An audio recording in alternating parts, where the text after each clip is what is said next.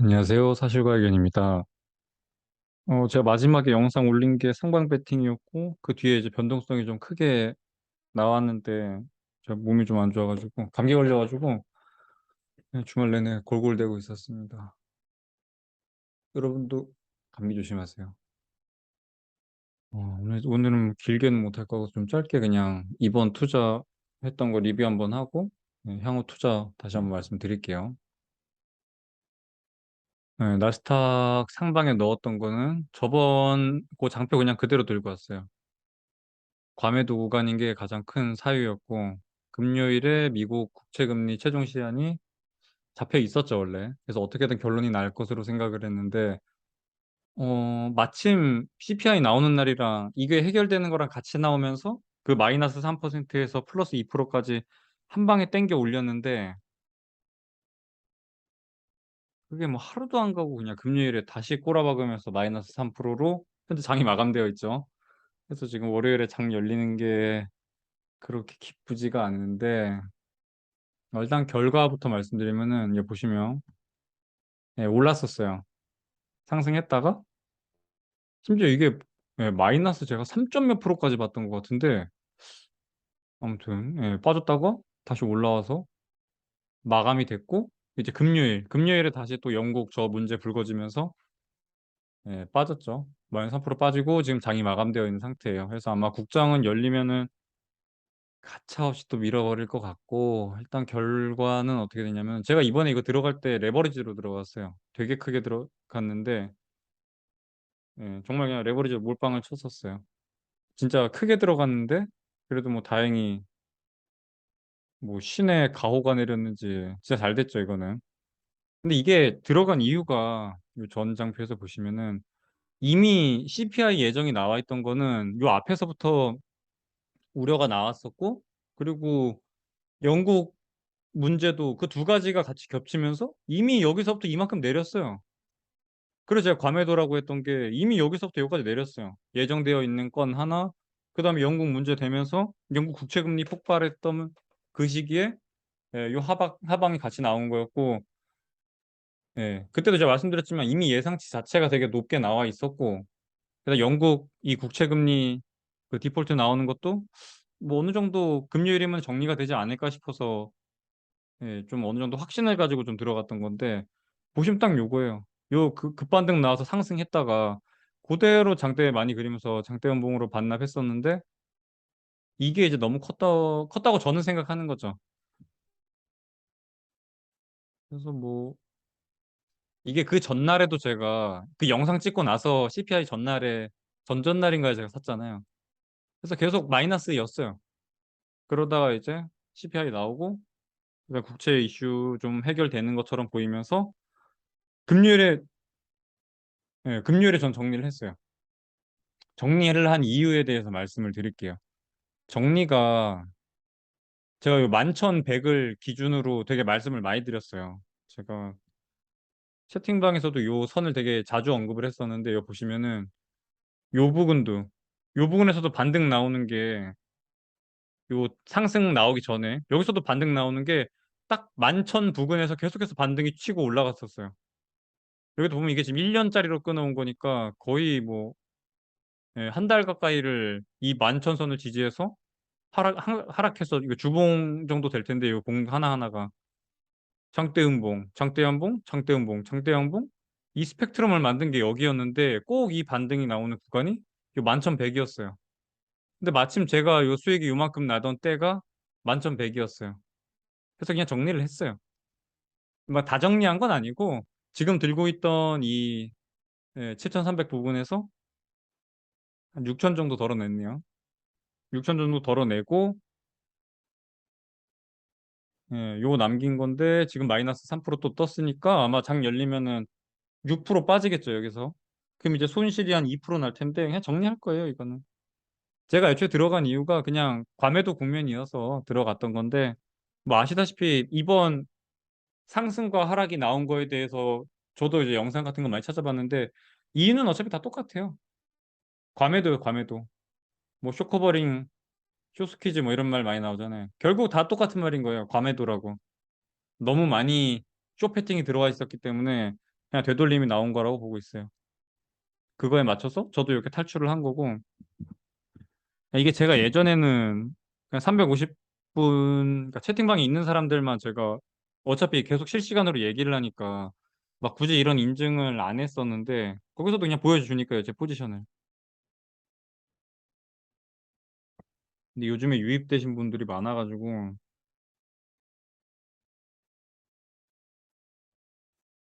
여기다가 이제 뭐 계속 인증을 했는데, 보시면 제가 11,100을 한번 쳐볼게요. 이렇게.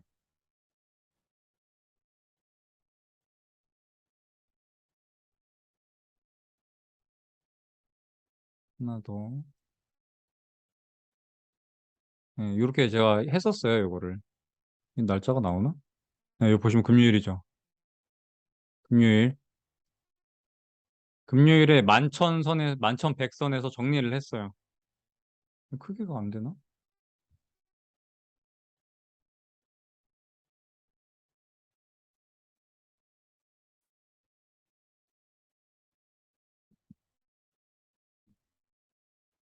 응. 11,100.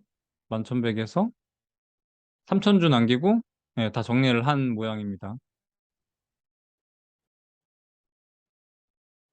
아, 또, 예, 일부러 인증을 좀 해야겠어요. 아, 근데 제가 되게 요즘 막 속상한 게 하나 있었는데, 여러분이 보는 것 중에 그러니까 이 베팅에 대한 영상 전에 제가 레버리지 곡선, 필립스 곡선이랑 베버리지 곡선 설명드린 영상이 있었어요. 그 고용시장에서 뭔가 변곡이 보인다고 했던. 앞으로 여러분이 뭔가 투자에 참고해야 될 영상은 그게 진짜 저는 진짜 되게 중요한 영상이었거든요, 저한테는. 엄청 큰 뭔가 투자의 포인트였는데 그건 되게 조회수가 안 나오는데 이거 상방 배팅 샀다고 하니까 엄청 조회수 잘 나오더라고요. 그래서 제가 수익을 잘 내는 게 처음에 이제 새로 오신 분들이랑 저랑 뭔가 이런 그래도 얘가 좀 이렇게 잘 하네. 그걸 이제 그냥 첫 바인딩에서만 요게 주요하게 좀 작용을 하고 이거 제가 돈 번 거지 여러분이 돈 번 거 아니잖아요, 사실. 여러분이 여기 들어와가지고 뭐 정보를 얻어가고 막 그래야 되는 건데 요거는 그냥 이렇게 해서 그냥 얘가 그냥 벌었구나 하고 그냥 끝내면 돼요. 이거 여러분의 투자의 지표로 삼을 건 하나도 없습니다. 여기서 만약에 뭐 아까 제가 말씀드린 것처럼 이런 되게 견고했던 지지선 시장을 계속해서 확인을 하니까 이 만천선이 뭔지를 만천백이 뭔지를 알고 있었던 거고 기억을 하고 있었는데 하필이면 딱 상승했던 자리가 만천백을 여기 이날도 이걸 못 들고 있었어요. 국장이 열려 있는 내내 아까 보여드린 그 미국 선물 시장에서 만천백을 못 들고 계속 내려왔다 올라왔다 내려왔다 올라왔다를 반복하고 있었어요.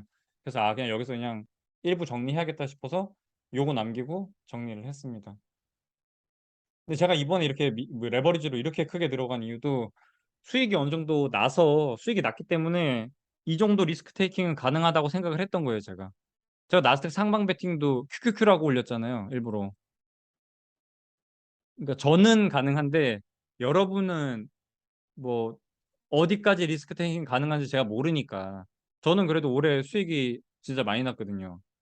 그래서 제가 요거 그냥 이렇게 더블로 들어갔던 거고 뭐 3, 4% 변동폭이 나오면 곱하기니까 뭐 한 8에서 10% 정도 보고 들어갔던 건데 손실이 나도 8에서 10%. 지금 상황에서 8에서 10% 손실이 나는 거는 한번 해볼 만하다고 생각을 했었어요. 근데 뭐 다행히 여기서 이제 뭐 천 원이 따라줘서 영국 이슈도 하필이면 딱 같이 상쇄가 되고 쇼패팅에 대한 뭔가 리커버 들어오고 하면서 반등이 나왔던 거고 잘 됐죠. 그래서 그날 저녁에 그 밤에 CPI 발표나고 나서 저도 되게 이거 뭐 완전 이번 거 실패네 하고선 잤는데 눈 뜨고 일어나니까 플러스 2% 돼서 이렇게 수익이 났던 거예요. 심지어 이거는 제가 국장에 지금 나스닥 배팅을 하고 있기 때문에 국장 열려 있을 때 아까 보여드린 그 미국 선물 시장도 상승하는 바람에 되게 잘 먹고 나왔어요. 낮에 정리한 게 잘 정리를 했던 거고 이거 지금 보시면 남아 있는 게 지금 4% 정도 수익을 나고 있는 상황인데 1,000만 원 정도가 요거는 이제 이 3% 빠졌으니까 아마 내일 장 열리면 한 마이너스 2%, 3% 정도 되겠죠. 그 정도는 한번 들고 가보겠습니다. 이번에 다시 빠진 이유가 어디 있어? 이번에 다시 빠진 이유가요. 보시면 금요일에 이 영국 10년물이 다시 올라왔어요. 그 뭐야 영국 감세안이 뭐 일부만 450조인가 되는 뭔가 감세안에서 뭐 부자들 부자 감세안 뭐 이런 걸로 해가지고 한 2, 30조 정도 되는 것만 철수하는 걸로 예, 전부 다 철수하는 게 아니라 일부만 철수하는 것처럼 말바꿈을 했는데 그거에 대해서 시장이 반응하면서 이렇게 미국 금리가 빠졌던 건데 알고 봤더니 그거밖에 안 한대 해가지고 다시 이렇게 쭉 올린 거죠 금리를. 그래서 이렇게 박살이 났던 거고. 어떻게 보면 저는 이 이슈는 결국에는 해제가 될 거라고 봐요. 어떤 식으로든. 그래서 지금 들고 있는 요기는 이건 그냥 좀 한번 내비둬 볼 예정이에요. 당분간은 뭐 이렇게 큰 이벤트도 없고 해서 당장 눈앞에 남아있는 이벤트는 영국 이슈 하나인데 이거 보시면 경제 공부는 아니고 제가 요 만들어 온 게 제가 왜 자꾸 이렇게 들락날락 제가 지금 코스피도 한번 레버리지 들어갔다 왔고 나스닥도 지금 레버리지 한번 들어갔다 온 건데 보시면 저는 그러니까 이 적정 가치라는 건 어차피 각자가 달라요. 누구는 뭐 차트 기술적인 차트를 보고선 그런 얘기를 하는 사람도 있고 뭐 누구는 뭐 진짜 기업의 뭔가 펀더멘탈을 보고 하는 사람도 있고 누군 PER 뭐 PBR 뭐 이런 걸 보고 얘기를 하는 건데 저 같은 경우에는 이슈 가지고 되게 얘기를 많이 해요. 그 이슈가 정말 이 정도 내릴 거였나? 라던가 그 이슈가 미리 선반영돼서 끌어내려와 있을 때 혹시라도 그 이슈가 해제될 기대감은 없나? 뭐 이런 걸로 저는 이제 보통 판단을 하는데 늘 말씀드리지만 저는 일단 대세 하락에 대해서는 뭐 전혀 변함이 없고요. 다만 뭔가 과매수가 나오면은 여기 이제 인버스 치기 좋은 자리죠. 인버스 한번 쳐볼 만하고 꼭대기에서 인버스 쳤다고 하면 쭉 내려오면서 이제 안전 마진이 확보되니까 그럼 이제 좀 들고 갈 만해지죠. 리스크 테이킹 할 만하니까. 그럼 이제 좀 길게 들고 가고. 그러니까 올해 내내 제가 이렇게 투자를 하고 있는 거예요. 이번에 나왔던 것도 과매도가 나왔다고 생각이 돼서 나도 내려갈 건 알지만 당장에 지금 과매도가 나온 국면이기 때문에 상방 쪽에다 한번 들고 올라갔던 거고. 이, 이, 이게 과매도다 아니다를 어떻게 보냐고 되게 질문을 많이 하시더라고요. 근데 저는 아까 말씀드린 것처럼 그 이슈가 정말 이만큼 끌어내릴 이슈였냐라는 거 하나랑 뭐 국채 시장도 보고 기술적 지표도 봐요. 뭐 RSI, MACD 이런 거 저도 봐요. 볼린저 밴더 같은 거. 근데 그런 것보다는 일단 요번 거 같은 경우에는 영국 이슈가 제일 컸죠. 미리미리 둘 다 선반영돼서 CPI 영국 이슈 두 개 다 선반영이 돼서 증시를 미리 진작부터 보시면 요 장대 음봉들 있죠. 상승하다가 꺾이고 나서 다치 그리고 장대 음봉 나오면서 지금 쭉 빼다가 제가 들어갔던 건데 그냥 뭐 다시 이 순간이 와도 그냥 해볼 거예요. 그리고 무엇보다 여러분 여기 이거 그 순매수 이 국내 개인 투자자들의 해외 종목들 순매수 현황이에요. 이거 저희 단톡방에 누가 올려주셔가지고 제가 맨날 이거 검색해서 확인하는데 여기에 SQQQ 들어오거나 TQQQ 들어오면은 보통은 반대로 움직여요. 이것도 결국엔 이 ETF가 결국에는 선물 매도 매수 그 얘기를 하고 있는 거기 때문에 레버리지가 그러니까 결국에는 개인이 쇼패팅을 많이 쳤다는 건데 심지어 쇼패팅 이거를 먹게 내둘 리가 없죠. 그래서 저는 보통 요즘 이걸로 많이 움직이고 있는데 한동안 뭐 스큐가 계속해서 올라와 있는다. 한동안 TQ가 계속해서 올라와 있는다. 이러면은 보통은 역배팅으로 많이 들어갑니다. 이게 진짜 괜찮아요, 진짜. 그래서 요 영국 금리가 지금 다시 올라와 있는데 모르겠어요. 이거 해결이 될 줄 알았는데 그냥 또 흐지부지되고 말았네요. 전 이게 4% 이하로 내려가길래 이거 진짜 완전 끝났구나 했는데 여러분 이거 지금 10년물에 10년물 듀레이션이 지금 얼마짜린데 4.6에 있던 게 하루 이틀 만에 지금 막 70pp 가까이 움직이고 있는데 말도 안 되는 건데 정말 뭐 아무튼 이런 상황입니다. 그래서 이게 다시 한번 또 불거지면서 마이너스 3%를 만들었지만 언제든 이 이슈는 해제가 가능하다고 생각이 되기 때문에 일단 조금 더 들고 가볼게요. 그냥 진짜 조금만 더 들고 가고 당장 막 3분기 영업 실적이나 막 이런 게 막 급격하게 부러질 것 같진 않아요. 아직까지 인플레이션이 내려오지 않았기 때문에. 되게 아이러니한 건데 지금 오히려 인플레이션이 내려왔으면 좀 문제가 됐을 것 같은데 차라리 인플레이션이 꺾이지 않은 게 기업 실적에 있어서는 그건 이제 명목으로 나오거든요. 실질이 아니라. 명목상.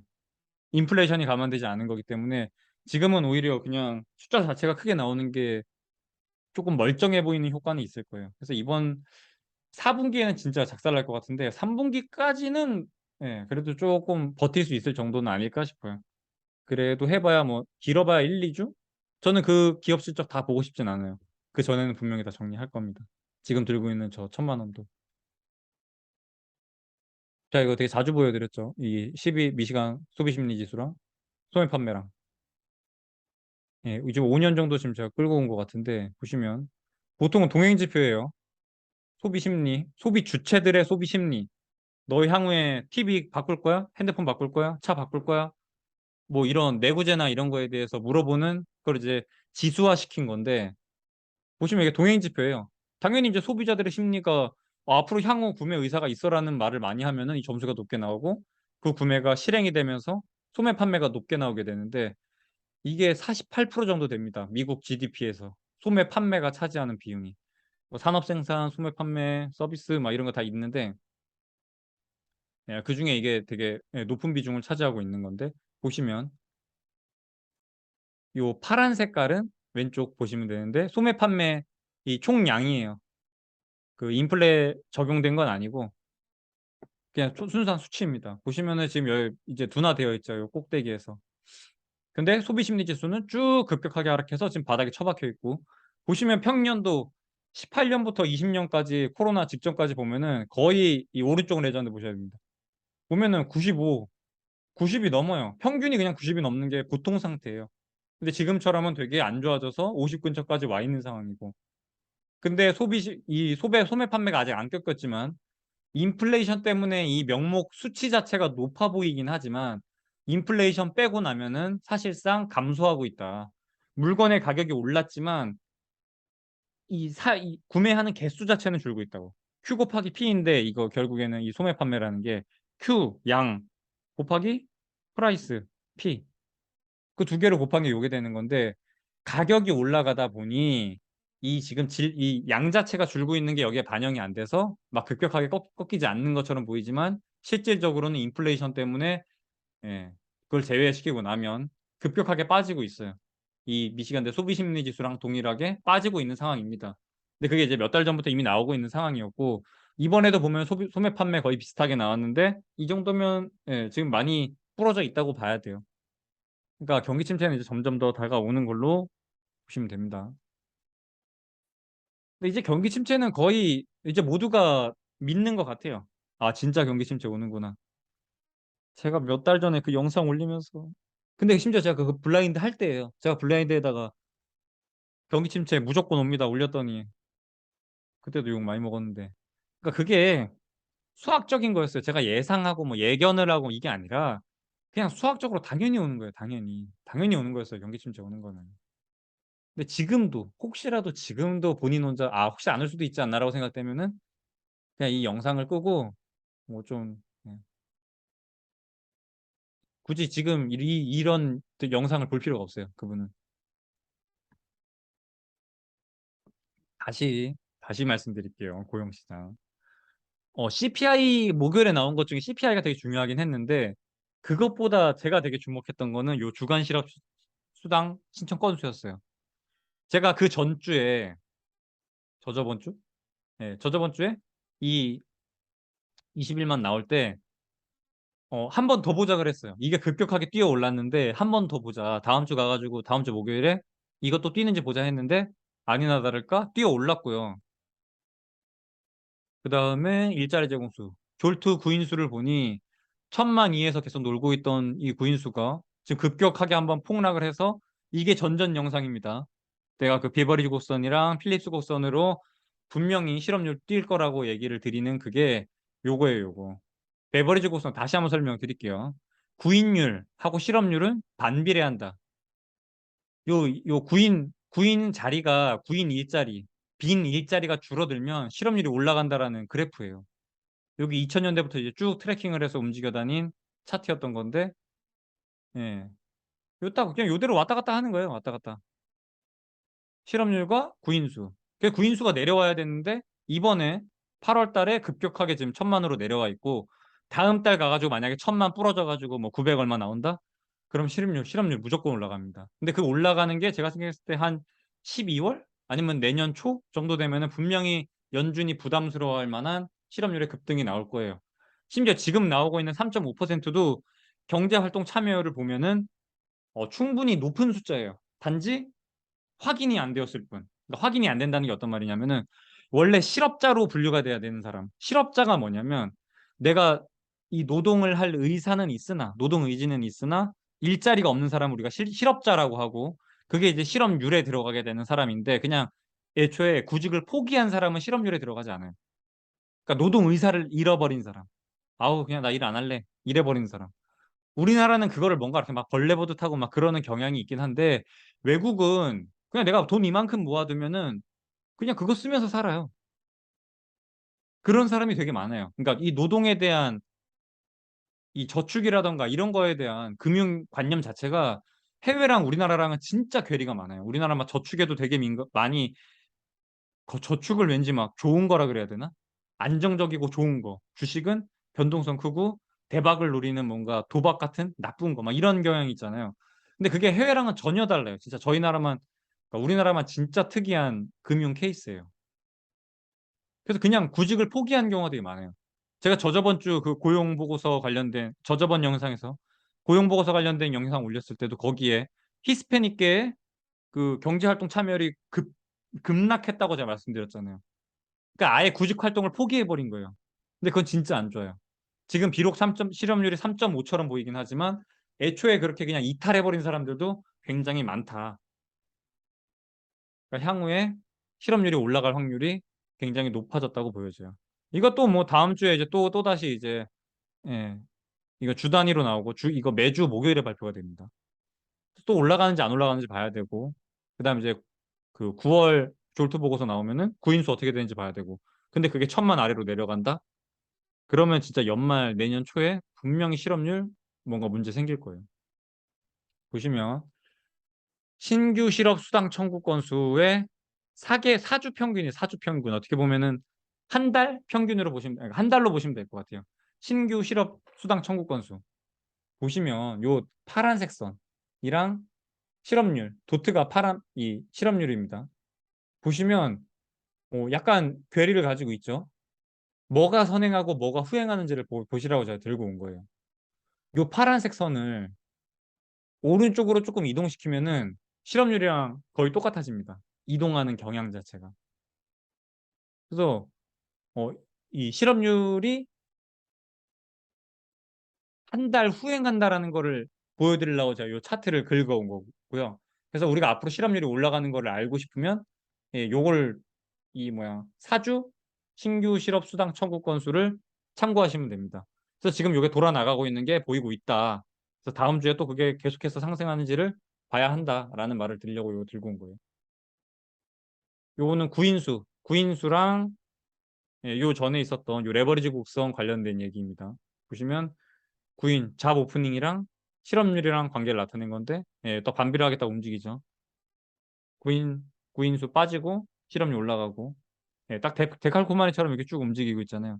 근데 이 잡 오프닝이 훨씬 선행의 성격을 갖기 때문에 지금 보시면 이게 쭉 빠지고 있죠.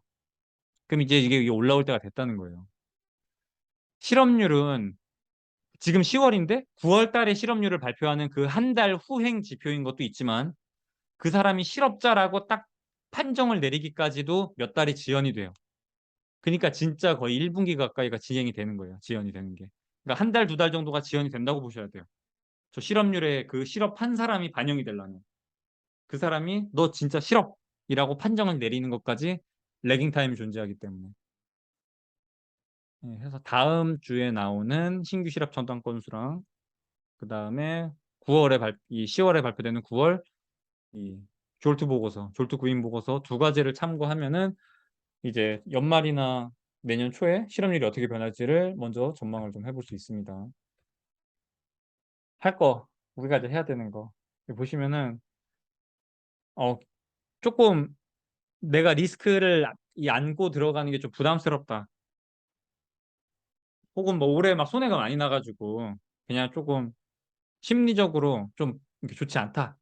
그러신 분들은 그냥 현금 들고 계세요. 요즘 이율 막 좋은 거 많이 나오잖아요. 근데 현금 들어가지고 뭔가 예금을 들 때도 뭐 5천씩 분할하는 거야 뭐 당연히 아실 테니까 예금자 보호법 때문에 5천씩 분할을 해서 넣으셔야 돼요. 무조건. 그건 그거고 혹시라도 뭔가 예금을 들게 되시면 단기로 드세요. 석 달, 뭐 여섯 달, 여섯 달 정도면 될 것 같아요. 길게 절대 들지 마세요. 뭐 1년, 2년 이런 거 절대 들지 마세요. 무조건 단기로 하세요. 여러분도 요즘 보시면 아시겠지만 시중의 유동성이 말라가니까 그러니까 시장의 유동성을 땡겨가기 위한 그런 노력들이 진짜 곳곳에서 눈에 보여요. 특히 회사채. 회사채 발행 진짜 미친 듯이 나오고 있고, 금융채 같은 거, 뭐, 어디 은행, 뭐 이런 거 막 있죠. 진짜 엄청 나오고 있어요. 그러니까 너도 나도 지금 돈 땡겨가려고 유동성이 메마른 상태라고 보시면 돼요. 그래서 보시면 TLT는 20년물, 미국 20년물 국채랑 가격이 이제 연동이 되어 있다고 보시면 됩니다. 그래서 이게 제가 5년으로 끌고 온 건데 고점 160불 넘었을 때부터 시작해서 빠졌다고 치면 반토막까지는 아직 아닌 것 같고 근데 거의 이거 국채예요 국채 채권 1억 앉아 있어요 지금 가격이 채권 가격이 이렇게 저점을 찍고 있기 때문에 사실상 이거 100 언저리에서는 언제든지 들어가도 지금 나이스하다고 보여져요. 저는 지금도 충분히 모아갈 자리라고 보여져요. 근데 ECI 이 뭐야 고용비용 지수 그거까지 보고 매입해도 괜찮을 것 같아서 어차피 당장 지금 이 높은 인플레 이슈가 해제되진 않을 거예요. 그래서 갑자기 이게 이 반등해가지고 딱 올라오진 않을 테니까 지금은 천천히 모아가되 나중에 이제 저 고용비용 지수까지 그게 보통 월 말에 나옵니다. 그래서 아마 이번 달도 3분기 고용비용 지수가 예, 말에 나올 텐데 그게 어떻게 되는지 향방에 따라서 우리가 이거 살지 말지 혹은 풀배팅 할지 그거 보시면 될 것 같습니다. 보시면 10년물에 지금도 4% 넘어 있네요. 이거 그럼 뭐 그래가지고 이게 지금 100 아래로 내려가 있네요. 4% 넘어가면서. 그래서 10년물 금리가 이렇게 뛰다 보니까 나스닥이 그렇게 급락하고 있는 거예요. 그리고 제가 이번에 나스닥에다가 레버리지 배팅했는데 좀 잘못했다고 생각을 했던 게 어, 예전에는 이렇게 변동성이 나오면 나스닥 쪽이 훨씬 이렇게 변동성이 컸죠. 상승할 때는 S&P보다 나스닥이 훨씬 많이 상승하고 빠질 때도 뭐 당연히 뭐 S&P보다 나스닥이 많이 빠지고. 근데 이번에 제가 배팅하고 느낀 거는 나스닥이 떨어질 때는 더 많이 떨어지고 올라갈 때는 S&P보다 덜 올라요. 왜냐면 S&P에는 에너지 그룹이랑 저 뭐야 이 안전 뭐라 그래 가치주 그런 섹터들의 종목들이 훨씬 많이 들어가 있어서 특히 에너지겠죠 아무래도 고유가 때문에. 그래서 상방 배팅을 할 때 사실상 잘못 들어갔어요. S&P 들어갔으면 저거보다 훨씬 더 먹었을 것 같은데 잘못 들어갔어요. 그러니까 앞으로도 지금은 이게 금리가 어떤 임계점을 뚫은 상태이기 때문에 상방을 배팅을 하더라도 차라리 S&P 쪽으로 하는 게 훨씬 나을 것 같아요. 코스닥보다는 코스피 쪽에다 하는 게 나을 것 같고. 예, 그게 이제 다 높은 이유 금리 때문에 그러는 거고. 진짜 많이 올랐네. 2년물도 4.5까지. 미국의 이 세상에서 가장 안전한 주체인 미국이 2년을 빌려가면 4.5%를 줍니다. 근데 여러분이 저 OK 저축은행에다 맡기면서 2년 맡기는데 이거 비슷한 5% 주면은 그게 합당한 거겠어요? 그 금리가? 그 잘 생각해 보셔야 돼요. 미국도 2년 빌려가는데 4.5% 주고 있다고요. 이해되셨죠? 어차피 여러분이 맡기는 그 돈 들고 은행은 결국에 이제 국채나 이런 거 사러 가는 거예요. 채권 사러 가는 거예요. 하지 말아야 되는 거. 할 거보다 하지 말아야 되는 게 훨씬 중요해요. 회사채 절대 사지 마세요. 근데 개인들이 회사채를 진짜 무지막지하게 사던데, 조 단위로. 뭔지 알고나 사는 건가, 이게? 회사채가 뭔지? 그 몇 조 샀다, 몇 조 샀다, 이 말이 되게 많던데, 그 산 사람들 지금 다 개박살 난 거예요. 왜? 이게 이렇게 올라왔는데. 한전채 4% 하던 거 막 난리가 났었죠. 막 없어가지고 못 팔기로 했잖아요. 아니, 미국이 4.5%인데, 2년 빌리는데. 그 채권 가격들 다 지금 개박살 났어요. 하면 나중에 혹시라도 본인이 사셨으면은 들어가서 본인 채권 가격 한번 확인해 보세요. 작살나 있을 거예요. 그러니까 앞으로는 사지 마세요. 그러니까 모르는 투자를 하지 마세요. 금리 인상기에 어떻게 회사채를 사고 앉아 있었어. 심지어 이건 뭐 1년, 2년 뭐 그런 것도 없었을 텐데 뭐. 이 손해가 어마어마했을 거예요. 어음은 제가 그냥 적었는데, 제가 지금 6개월짜리 어음 들어가 있는 게 하나 있거든요. 저기 한국투자증권에서 토스에서 연결해 주는 거 4%짜리로 6개월짜리 하나 들어가 있어요. 5천 정도가. 네. 그거는 이제 아마 그냥 그거 만료되고 나면은 다시는 이제 어음 안 넣을 거예요. 이미 금리가 많이 올라왔기 때문에. 물타기도 하지 마세요. 지금은 뭔가 오버슈팅 나와가지고 거기서 이제 인버스를 때려야 될 자리지. 그리고 그 상승이 나오면 탈출을 해야지. 물 타가지고 그거 발라먹을 생각 하지 말고. 그러니까 더 이상 주식 사는 거는 좀 진짜 좀 그만했으면 좋겠어요. 개별 종목 특히 사지 말고. 레버리지 일으키지 말고. 저는 제가 이번에 레버리지 써서 들어간 이유는 리스크도 굉장히 제가 생각했을 때는 적었고, 그러니까 기대값 자체가 괜찮았어요. 실패할 확률 곱하기 내가 얻을 수익, 내가 맞출 확률 곱하기 내가 이들 얻을 상승 쪽에다 했을 때 얻을 수익, 그다음에 이제 하방에다가 했을 때 잃을 수익, 요걸 확률이랑 곱하기를 했을 때 기대값 자체가 훨씬 양의 기대값을 갖고 있었기 때문에 레버리지 써서 들어간 거였고, 단기로 들어간 거예요. 잠깐 요번 이슈, 저 영국 이슈 해제되는 거 한번 딱 보고 나오려고 했던 건데, 예. 그래서 이제 그냥 요거 잠깐 진짜 단타로 들어간 거잖아요. 단타로 할 때야 뭐 상관없지. 근데 레버리지는 진짜 요즘 같은 이렇게 변동폭 큰 시장에는 단순히 이렇게 오르락 내리락 하면서 까먹는 그거 말고, 물리기 쉬워서 그래, 물리기 쉬워서. 물리면 안 돼요. 우리는 진짜 유동성 긴밀하게 움직여야 되는 사람들이에요. 그리고 저는 지금 지수 투자잖아요, 지수. 지수가 하루에 변해봐야 얼마나 변하겠어요. 마이너스 3%? 그럼 레버리지 써도 마이너스 6%네. 그럼 다음날 그냥 마이너스 6%에 그냥 정리하고 나면 돼요. 근데 지금 나스닥 마이너스 3% 했으니까, 솔직히 국장 내일 만약에 내가 개별 종목을 가지고 있어. 그럼 지금 무섭죠? 아까 제가 이거 뭐야, 어딨어, 남은 거. 이거 1,000만 원 남아있는 거 레버리지니까, 마이너스 6% 되면서 이거 손실 2% 나는 거 저는 이제 알고 있잖아요. 그 다음 이제 뭐 선물 좀 더 빠지면 더 빠질 수 있겠지만 해봐야 뭐 플러스 마이너스 1 정도일 거 아니에요. 그러니까 저는 확정이에요. 거의 손실이, 어, 충분히 감당할 수 있는 손실이 확정적인 상태예요. 그래서 저는 렉사 레버리지 썼던 거예요. 지금의 이것도. 저 만천백이 뭔지 알면서 이유 정리하고 일부러 남겨놨던 이유도, 요 정도까지는 내가 감당할 수 있겠다. 이거 혹시라도 손해 보더라도. 그게 이제 개별 종목 투자랑 이 지수 투자랑 좀 차이예요. 근데 저는 보시면, 저는 월요일에 그냥, 이거 마이너스 2%네? 이게 확정적이란 말이에요. 근데 내가 만약 개별주 가지고 있어. 제가 이번에 개별주 좀 사긴 샀어요. 반도체 쪽에다가 요 정리한 거. 일부 반도체 쪽에다 좀 샀는데, 그거는 아마 빠지면 좀 더 빠지지 않을까 싶어요. 지수가 한 2% 빠지면은 보통 개별 종목들은, 그런 종목들은 한 4, 5%씩 빠지기 때문에 불확실하단 말이에요. 그게 지금. 근데 저도 그거는 조금 무섭긴 해요. 지금 장 열리면 어떻게 될지.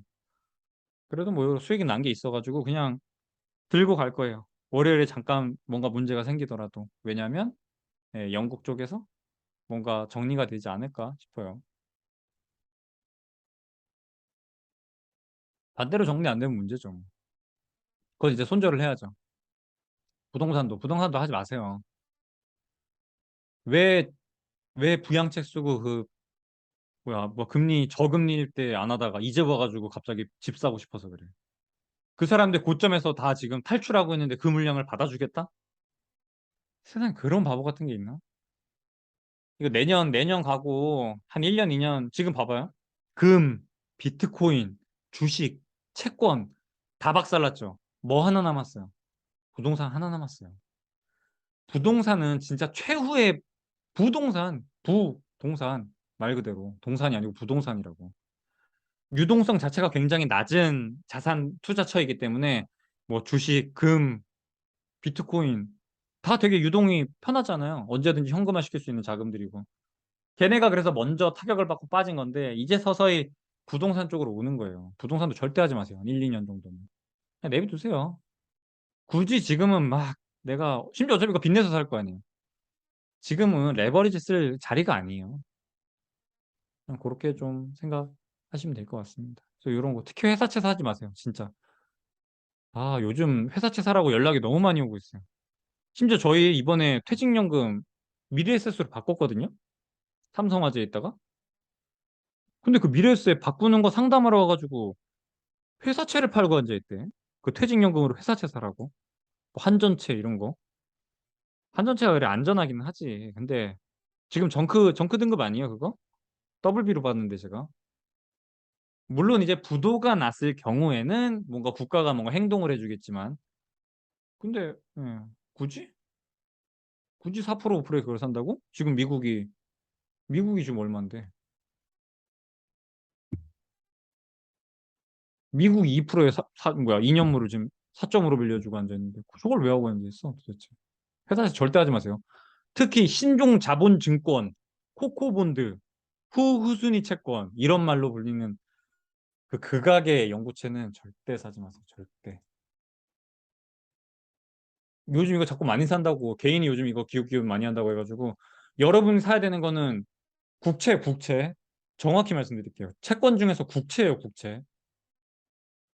어차피 국고채가 망하면 그건 어차피 나라가 망하는 건데. 그러니까 최후의 최후 정말.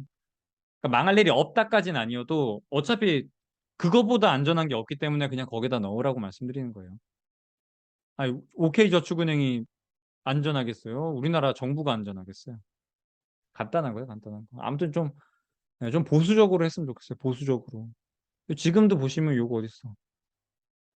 아까 제가 말씀드렸죠. 저 과매도 나와서 지금 상승에다가 배팅해 놓은 상태인데 나중에 가면 분명히 반등이 나올 거예요. 상승이 나오면서 다시 한번 오버슈팅이 나오는 구간이 있을 거예요. 이게 지금 주식장 자체가 너무 많이 빠져서 공포가 되게 팽배하잖아요. 지금 막 주식이나 이런 사이트 같은 거 들어가 보면은 안 좋은, 그러니까 심리 자체가 되게 안 좋잖아요. 그러다 보니까 뭔가 한쪽으로 움직일 때 이렇게 과하게 움직여요. 과매수했다가, 과매도했다, 과매수했다, 과매도했다. 본래의 펀더멘털보다, 물론 이건 제 기준이에요. 제가 생각하는 뭔가 펀더멘탈한 거고, 진짜 진리의 그 뭔가 신이 정의해주는 진짜 그 지금 상황에서의 그 기초자산에 대한 펀더멘털이 존재한다고 하면은 여기에 계속해서 이렇게 과매수가 나올 수밖에 없어요. 심리가 안 좋기 때문에 뭔가 한쪽 방향이 보이면은 글로 달려갈 수밖에 없어요. 심리 상황이 되게 좌우를 많이 하는 상황이에요, 지금. 그래서 이게 과매수되거나 과매도 나오는 시기가 올 확률이 되게 높아요. 그러니까 천천히 기다리다 보면은 내가 실컷 유리한 자리 왔을 때 배팅하면 좋을 것 같습니다. 그러니까 계속 내 손에 삼팔강땡 올 때까지, 장땡 올 때까지 그냥 계속 죽으세요. 광만 팔고. 그러다가 내 손에 진짜 삼팔강땡 오고 장땡 오면은 그때 한번 예, 좀 저처럼 좀 뭐 레버리지 저는 이제 그 리스크가 감당이 가능하니까 레버리지까지 써서 들어간 건데 저는 이거 진짜 삼팔강땡 온 줄 알았어요. 아, 이 정도면 충분히 해볼 만하다. 해서 이렇게 좀 빡세게 좀 들어갔던 거예요. 그거 좀 고려해서 투자하시면 좋을 것 같아요. 다음 달에 이번 달 안에 나오는 요 고용 지표들 신규 실업 초당 청구 건수 다음 목요일에 나오겠죠. 그러니까 졸트 보고서는 중순 넘었네. 조만간 나오겠네요. 요거까지 확인하시면 실업률이 올라간다 쪽 보일 것 같아요. 그래서 장기 국채 쪽이 여전히 사는 게 유효하다고 봅니다. 올라도 4.5, 진짜 올라도 4.5. 미국도 똑같아요. 미국도 이거 국채 금리가 올라간다는 얘기는 국채 가격이 빠진다는 얘기인데 한번 같이 보면서 얘기를 해야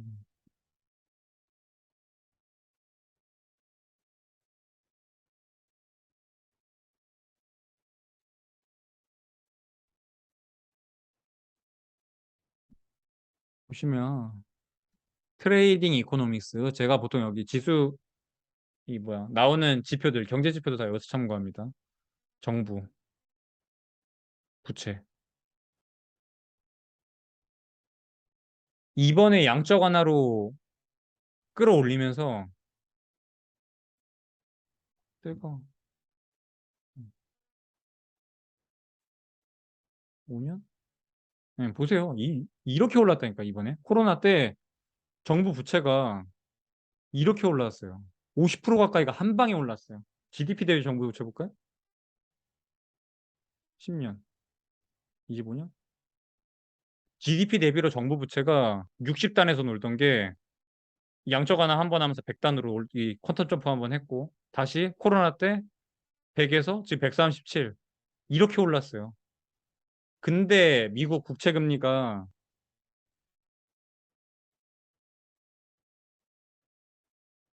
이렇게 상승한다고요. 못 버텨요. 4.5? 올라갈 수도 있겠지. 근데 못 버팁니다. 그리고 4.5면은 누가 주식해? 진짜 되게 간단한 거 아니에요? 그냥 앉은 자리에서 4.5씩 먹을 수 있는데, 그리고 나중에 가서 금리 인하할 거 모르는 사람 있어요, 지금? 지금 이 3.5 막 이러는 게 적정금리라고 생각하는 사람은 없죠. 그러니까 나중에 가면 금리가 내려올 거예요. 근데 이 장기 국채 금리가 4.5인 게 나이스하다? 말도 안, 그러니까 냅둘진 않아요. 매수자들이 4.5까지 올라가는 거 냅두기가 어렵다고요. 먹으러 가요. 연준도 이게 계속해서 올라가면은 재무부 쪽에서 압박이 들어올 거예요. 분명히 문제 생깁니다. 미국도 영국처럼 국채를 담보로 해서 진행된 파생 상품들이 되게 많아요. 미국도 동일합니다. 근데 이게 이렇게까지 내려오면은 내려온다고. 국채 금리가 이렇게 올라간다는 거는 국채 가격이 내려온다는 건데 국채 가격이 이렇게 급락하고 있는 거는 어디 있어요? 봐봐요. TLT. 장기 국채 금리 봐봐요. 아니, 가격 봐봐요. 160이 넘던 게 지금 100도 안 나온다니까요. 국채인데. 초안전 자산인데 이러고 앉아 있다고. 이러면 은행, 금융권 뭐 다 나가 떨어지는 거예요. 말도 안, 그러니까 현대금융 자체가 붕괴가 돼요.